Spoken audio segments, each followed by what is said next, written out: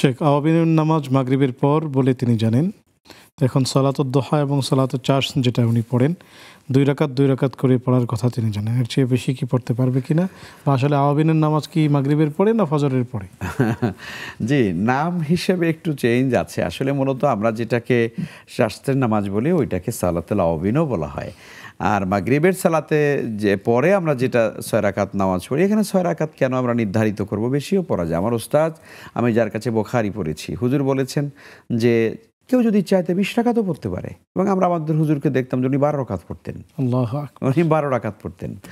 এটা নিয়মিতই আমরা দেখতাম। উনি মাগরিবের সালাতের পরে মসজিদের কর্নারে দাঁড়িয়ে সবাই চলে যেত, হুজুর নামাজ পড়ছেন। আমরা খুঁজলে বলতাম যে হুজুর মসজিদে আছেন।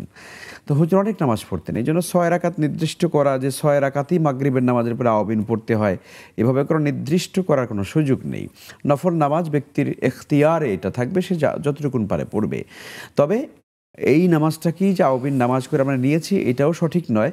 কারণ আওয়াবিনের সালাত আসলে মূলত চাশতের বা সালাতুদ দোহা যেটাকে বলা হয় সেটারই একটা নাম কিন্তু সালাতুল আওয়াবিন।